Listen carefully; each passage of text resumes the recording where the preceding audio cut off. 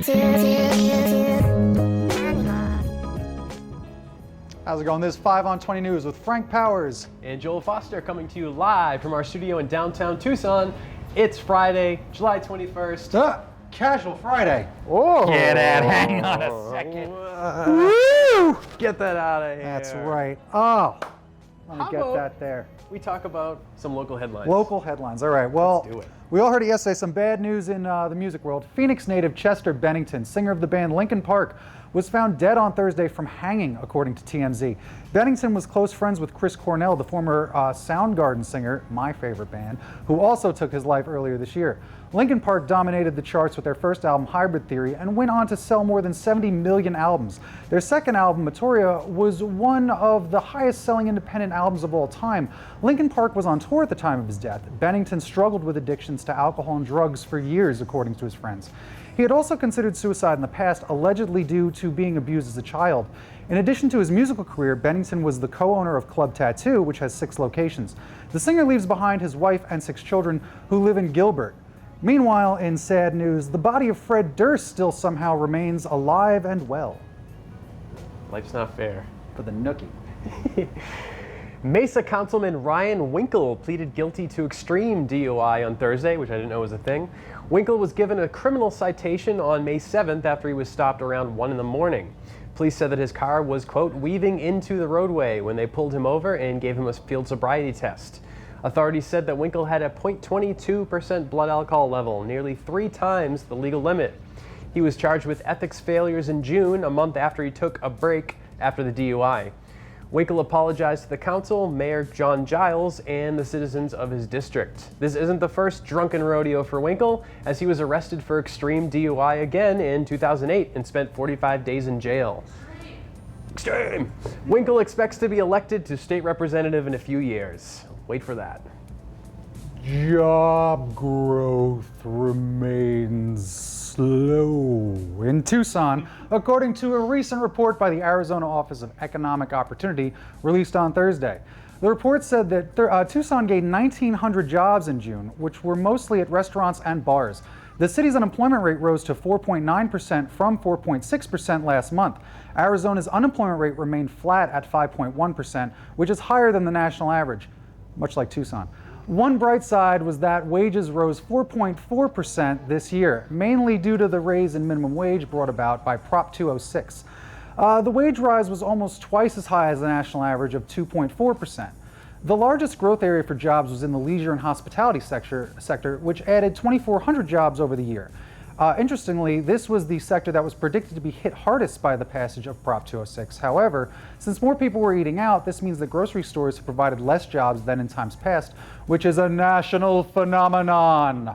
According to the report, jobs at area food and beverage stores dropped by 3.2%. The second largest job growth area was in business support services, including call centers, which added 900 jobs over the year. However, since they're call centers, 800 of those positions were vacant the following week. Not fun. Advocates of the Affordable Care Act, better known as Obamacare, say that the Republican attempt to dismantle the law will have tragic consequences for the state. DJ Quinlan of the Arizona Alliance for Healthcare Security said that a repeal of the ACA would result in as many as 709,000 Arizonans losing their health coverage. However, Arizona Representative Andy Biggs said that while the Republican repeal bill isn't perfect, it's better than Obamacare. Didn't explain why. He said the Republican bill would provide significant premium relief, although he didn't elaborate on how. His statements belie the recent findings from the Congressional Budget Office, who found that 32 million people would lose their insurance by 2026. The Arizona Hospital and Healthcare Association said that a repeal would painfully disrupt the healthcare system. Both Arizona Senators Jeff Flake and John McCain have refused to say how they will vote if the repeal bill comes up for a vote. Protesters lined up outside Flake's office last week to demand that he vote against the bill, which led to a series of arrests. According to inside sources, Flake set up a tent in his office and won't be coming outside until the healthcare issue is done with. Probably smart. Yeah. So moving on to national and international news. Let's put some of the jokes aside for this one. Troops in Cameroon tortured and killed prisoners at a base that is used for U.S. drone surveillance, according to The Intercept. Nearly 60 victims described their experiences to Amnesty International, explaining how they were subjected to water torture, beaten with electric cables, and tied and suspended with ropes, among other abuses. At this point, there's no evidence that the U.S. knew about the routine abuse of prisoners, but the Amnesty interviews reveal that the prisoners heard the voices of U.S. troops outside their cells. Amnesty says that while they can't prove that the troops knew what was happening, they know that both troops were military contractors and were around the area where the abuses took place. The base, called Salak, is used as a center for fighting Boko Haram, the Nigerian militant group. The U.S. supports the fight against the group, which is most famous for kidnapping nearly 100 girls back in 2014.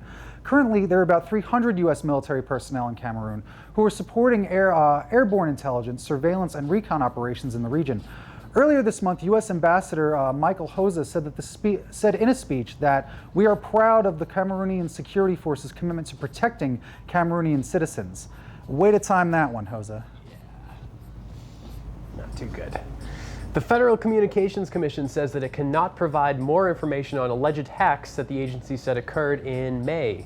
The alleged hacks happened after a segment of Last Week Tonight with John Oliver, where the host urged viewers to comment on the agency's site on the subject of net neutrality.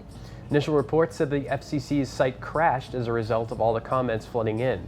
However, the FCC denied these reports and instead said that the agency was hacked. An FCC official cited an analysis that led to the conclusion of a cyber attack, though the agency refused to give details on that analysis. The tech site Gizmodo filed a Freedom of Information request for the information, but the FCC reply said that there was no written analysis of the attack. This is unusual in that there would be normally some documentation related to the analysis. The agency said that it does have data logs on the attack, but they can't release them because of privacy concerns. Net neutrality advocates, such as the group Fight for the Future, have expressed concerns about the FCC's commenting system in the past, claiming that the system is easily overloaded and crashes often. They say that this prevents consumers from voicing their opinions. The FCC chairman Ajit Pai has come under fire of late for his efforts to upend net neutrality, which opponents say will empower internet service providers such as Comcast and Verizon. Upon being questioned by reporters about his decision, Pai said that his email was hacked and he won't be able to respond to inquiries. Damn hackers.